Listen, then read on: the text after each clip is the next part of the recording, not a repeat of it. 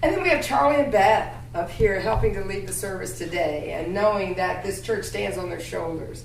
So in a very real sense, they're our ancestors too. You know, to me, it's all about the memories. And I think about what an incredible gift the power of memory is. Just think for a minute.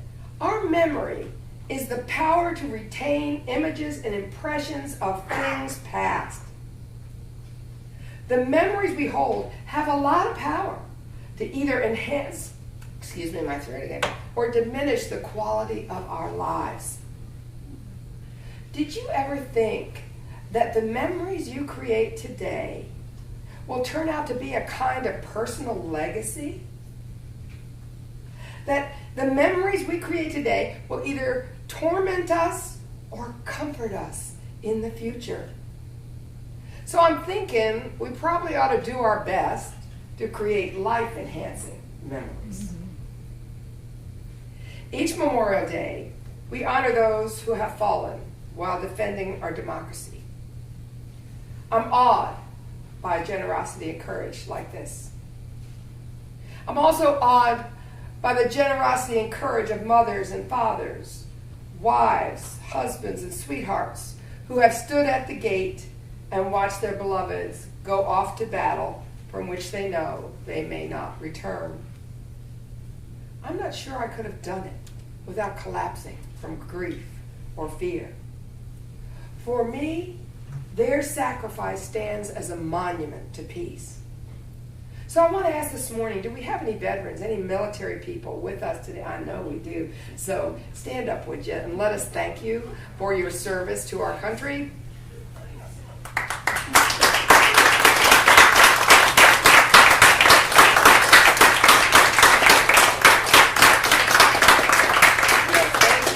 Thank you.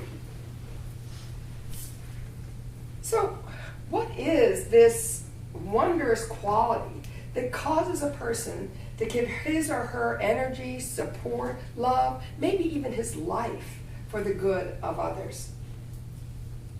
The soldiers, the firefighters, the police, the innumerable volunteers who serve around the world. These are dramatic, amazing stories that they have to offer. Yet truly, there are heroes all around us. Mothers and fathers sacrificing for the well-being of their kids. Volunteers giving their time, energy, and talent to make this world a kinder, gentler, safer, healthier place. Volunteers who make this church a wonderful, warm, welcoming place to be. How many of you right now, stand if you've ever volunteered at this church? Would you do that for me? Oh, it seems to take a village, doesn't it? Thank you all, thank you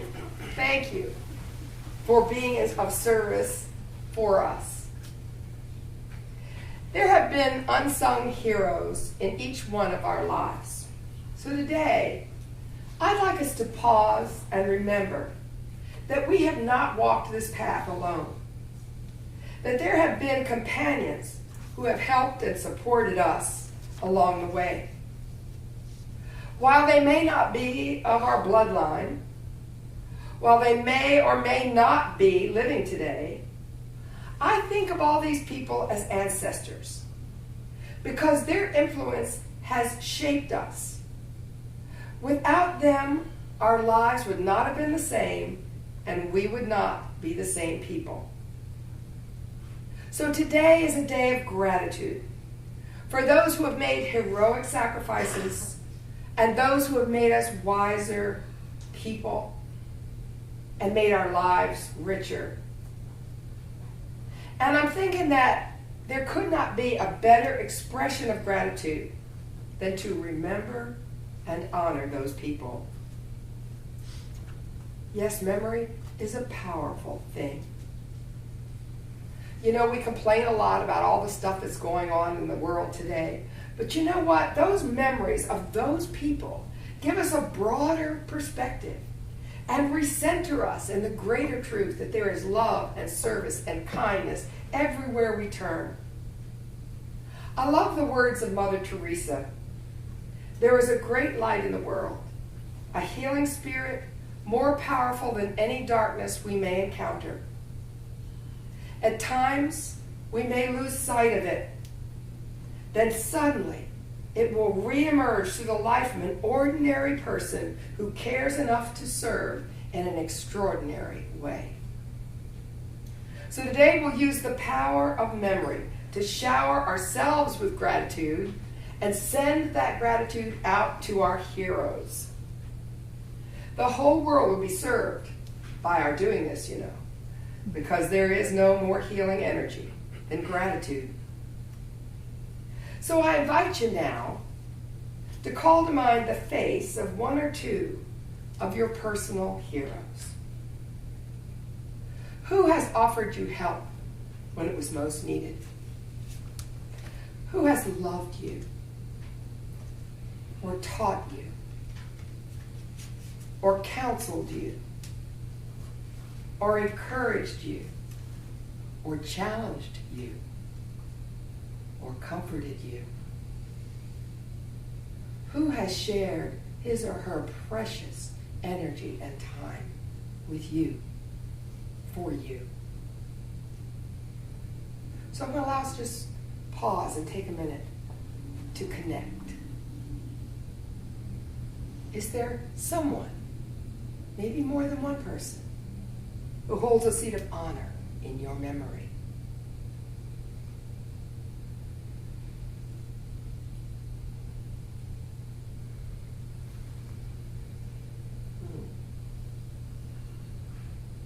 I'm wondering, are there any among you who would be willing to stand there or come up here and tell us about them? Because stories of generosity and service and love lift us all up. I've heard it said recently that it's our stories that are going to save us. Our stories could sink us, but our stories could save us. So is there anybody willing to share today one of their stories? They're here. Sat.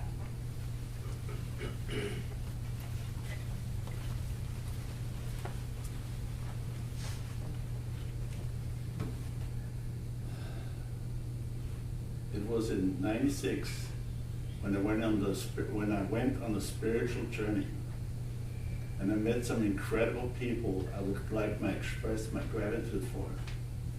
I would like to honor them. The first one is Ann Weiser Cornell. Ann Weiser Cornell was my focusing teacher. And what she meant by focusing, or what I learned, was you pair up with one person that listens what you have to share or what you would like to say, or a question that you might have, and then you listen inside of what comes up. And her job is to just listen, or maybe express some empathy, or just not to solve your problem, but just to listen what's happening with you. And my first question was, what is it that I really want? So there were thoughts that said what I don't want. There were thoughts what I do want. And at the end, after maybe 15, 20 minutes or so, this profound question came up from inside of me that said, I want to experience the power I had when I was born. It just felt totally profound and deeply moving inside of me. But at the same time, as I reflected more on it later, what does that really mean? What does power really mean? So I went on several retreats and learned more about, had more opportunities to work with people like that gave me guidance and helped me find my own way. And then one day I ran across this book called Be Heard Now. And I read halfway through the book and immediately made an airline reservation to be there for the next workshop called Speaking Circles in San Francisco. And I'll never forget, a speaking circle is where you Lee Klein was the one who started Speaking Circle, and Doreen Hamilton, my teachers. And I'm totally grateful to what they taught me. Thank you so much. He's going to tell you all about Speaking Circles very soon. Yeah, but I know there are others that also want to share. Okay. Yeah, come on out.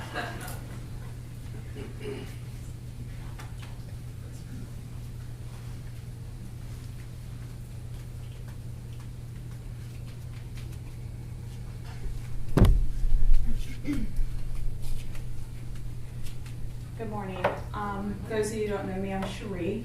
I'm not a member of Unity, but when I started coming here, I took the class. I contacted Catherine, and it's interesting. People were asking me, "Well, what brought me here?" And I couldn't tell anybody. I really could not figure out what brought me here. Well, I think I've discovered that. So I think you all have brought me here. The Spirit has brought me here. I had been feeling really overwhelmed with all the information that I've been collecting, internally, externally, everywhere. As you know, I'm a voracious reader, and so Ellen Davenport, Eric Butterworth, metaphysics, all these things, and I was overwhelmed. So what I did was I reached out to several people that I felt safe with, and I met with two of them on Friday. And this one in particular person really resonated with me. And this is what she said to me. She goes, Cherie, you've made some very difficult decisions recently, which has opened your heart even more. In essence, it was clouded. My view was clouded because of the chaos, I suppose, is one way to look at it. And when you spend more time in that chaos, it completely disallows you to really focus on self. And so because I made a very difficult decision this past July, it literally opened me up, made room in my heart for more. And so Julie said this to me. She says, do not be afraid. Go. You're not done. You need to go, and because of the way I was groomed as a child, I was supposed to fear God, I was supposed to fear things and so forth, and she says that's what's stopping you is fear. And so she goes, do not be afraid, you're not done. This is your journey, you're evolving as a human being, as a member of whatever it is you want to be a member of. And so that's, Julie is the one person I can really say, I'm almost 60 and she's the one that really resonates with me right now. So thank you. Oh, thank you so much. Who else? Charlie, you got some?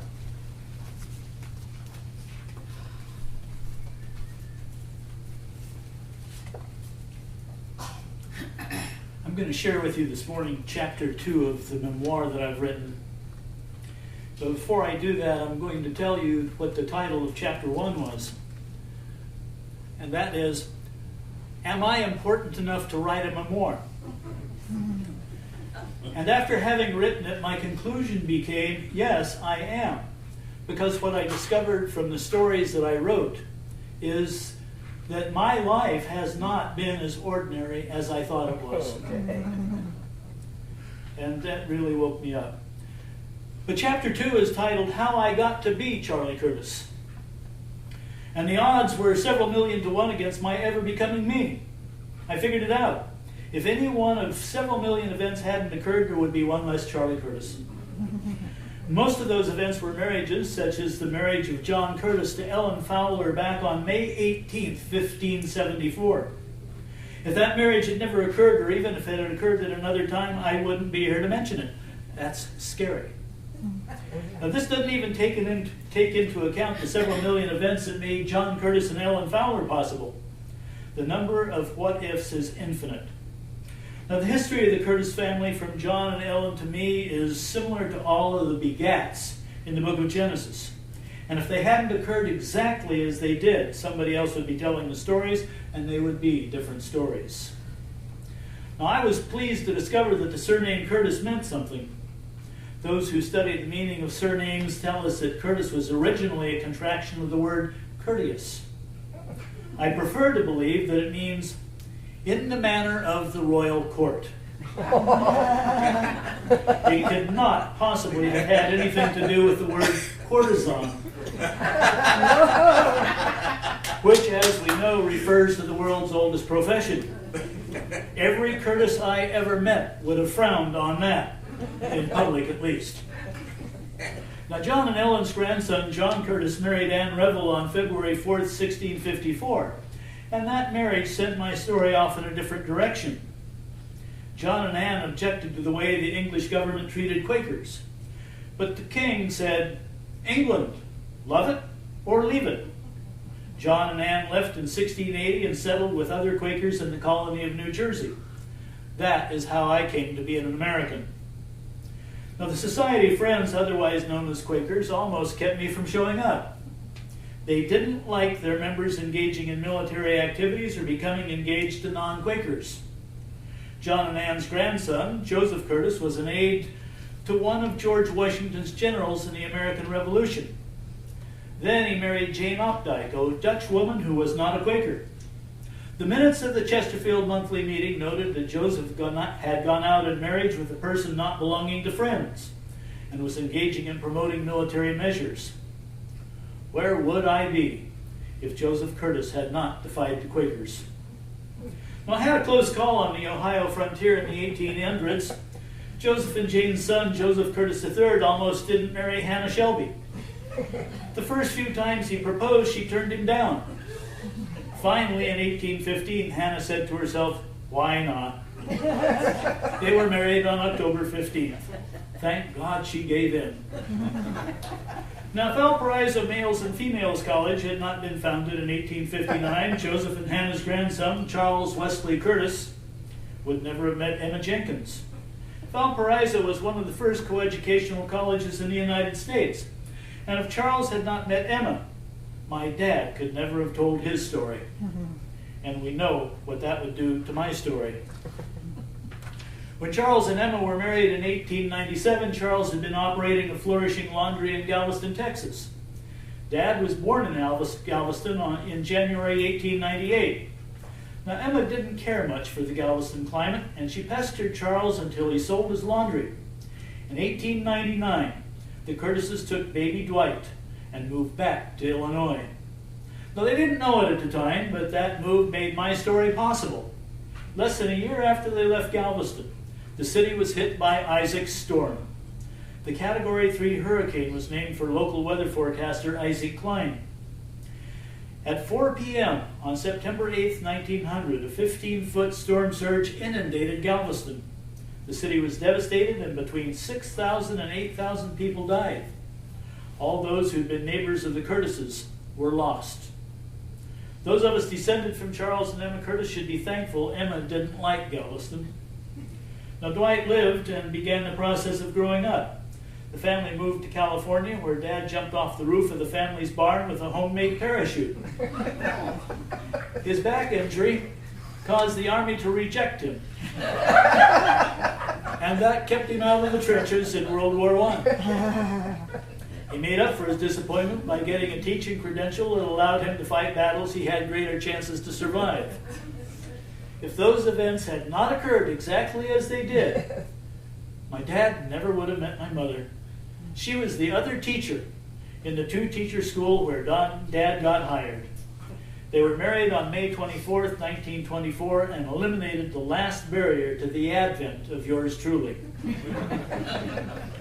Now, I've mentioned only my ancestors named Curtis in this account, but if I had included all the branches as far back as John Curtis and Allen Fowler, I would have described 1,746 people who combined their genes in 873 marriages.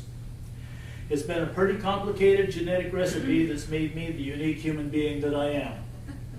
The odds were slim. It was touch and go every step of the way. That might have turned out differently on each of those 873 occasions, but it didn't. It turned out exactly as it had to. So thanks to divine order, here I am. And I am so grateful for every one of those ancestors.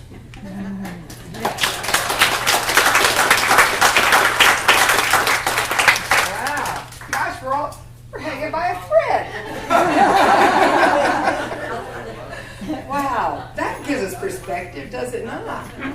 Yeah.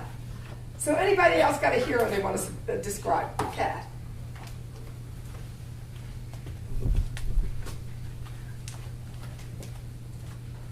Hello again. My mother was not a nurturing person. She had a lot of fear, anger, protecting herself, and which kept her from being a very nurturing person. So that affected my life in many, many ways. When I was in my late 20s, my father had just died. I was in a really bad marriage that was breaking up, and I was a lost soul. I was headed towards probably prison or death or a number of things. And one of the gifts that my husband gave me was to drive me to a Unity church. And there I found Linda Brewer. Linda Brewer was a transactional analysis therapist and a unitic, which is an interesting combination. She had a gift that I've never seen matched by anyone. She remothered me and gave me the nurturing growth from infancy to adulthood, basically, over a 10-year time span. I am so grateful. And she also opened up the world of Reiki and natural healing and energy work and all of those things. She opened all that up and just expanded my universe amazingly. And I'm so grateful for her. But the way I look at it, so when I met her, I was almost 30. So I went through my infancy then. So that means I'm 30 now. So I like that. Yeah, so it's like I'm living my life. I was able to start my life over and really live it in a new and wonderful way. And it brought me here and all these wonderful people and all the gifts that I've gotten from you and all of you beautiful people out here. I really, really love you all, and you're all my heroes. Thank you, Kathy.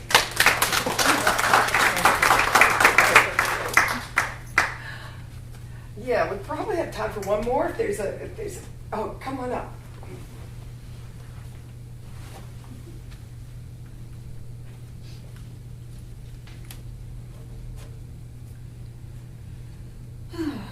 The first ancestor that I would like to acknowledge and thank is my grandfather, Durwood Talbot, and he introduced me to Unity when I was a child, and that has been influential in my life over the years. And I have many people in my life who have helped me along the way on this path. In 2008, I want to thank Stan Groff and Tav Sparks when I was training in holotropic breathwork, and all the facilitators there, that they helped me through a lot of trauma and healing work. And I also would like to acknowledge and thank Lynn Bogus, who for the past 3 years I've been doing a healing ministry with. I've been apprenticing with her. But none of those things would have happened if I hadn't met Fred. Fred was my late husband. It's been 13 years now since he's left the planet. But that experience changed my life. And I might just start to cry. I have never felt love like I felt from that man. He would do anything for me. And when he was diagnosed in 2005 with colon cancer, it had already metastasized to his liver. So we had 10 months together before I knew he was going to be leaving. But that experience, as hard as it was, changed my life. Because all of a sudden, everything else was not important. There was only one thing important, and that was the quality time that we could spend together during those last 10 months of his life. And from there, it has propelled me on to all the different things I've done that wouldn't have happened. It just wouldn't have happened if I hadn't experienced that. So I want to thank you, Fred. I want to thank you from the bottom of my heart. I love you dearly. And I wish you were still here to be here with me and to meet all you wonderful people. Maybe he's still here with you. Well, he is. Thank you so much. Yeah. Yeah.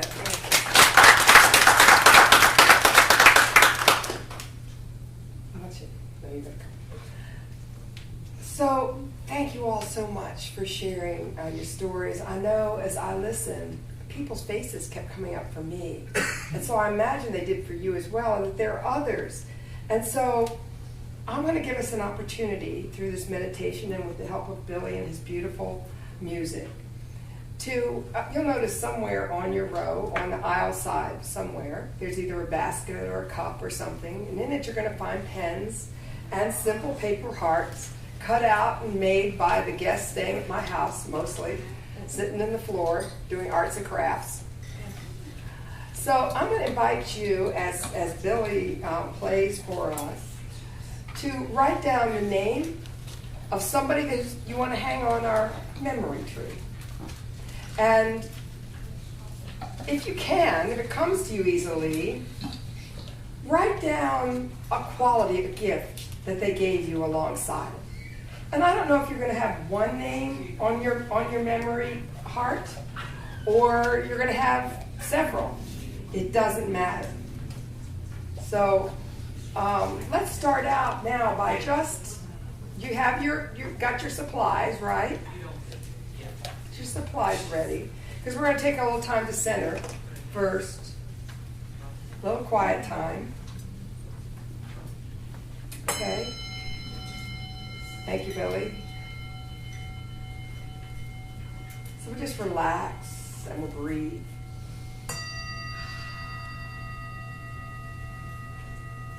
That's how we relax body and mind with these delicious cleansing breaths.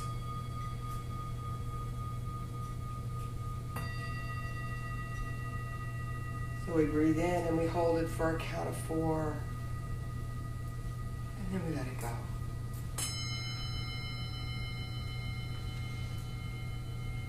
And another.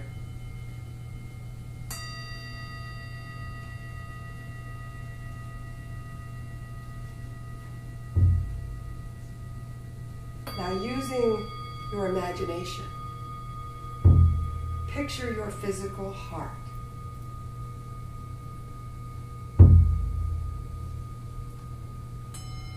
Imagine that you can see it and feel it beating.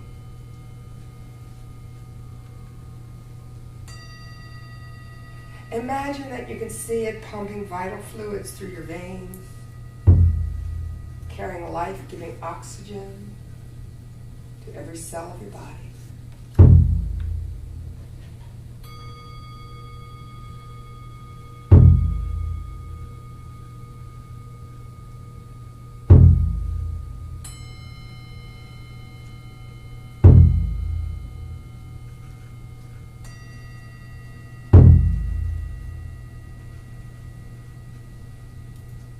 Now invite your heart to bring you a picture, the face or name of the 1 or 2 or 3 who are going to be on your memory heart today.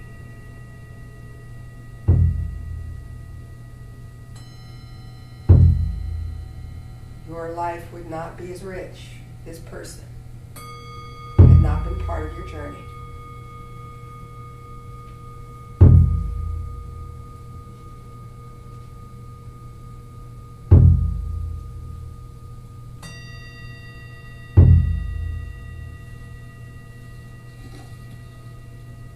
Feel your gratitude for these beloved friends. And imagine that your appreciation is like a gentle, warm waterfall cascading over you. Flowing over your head and across your shoulders.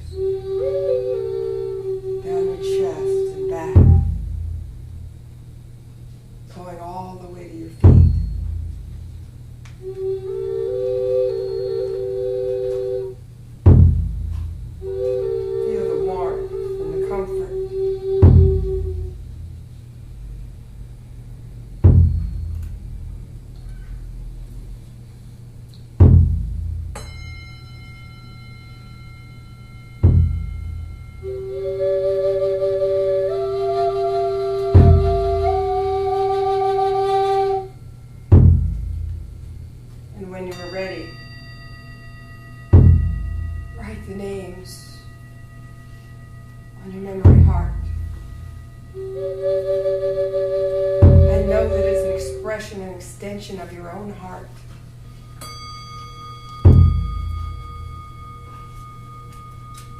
And know that you're connected with those people still.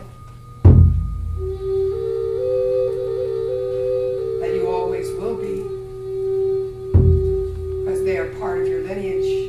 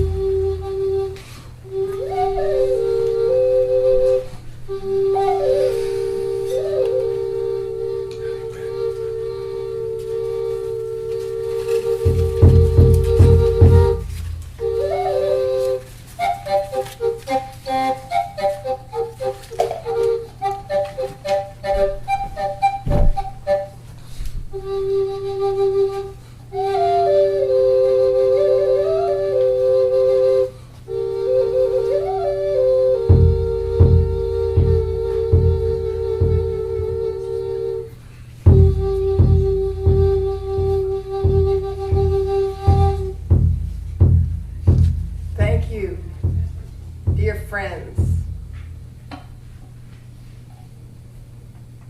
teachers and mentors and loved ones. Thank you.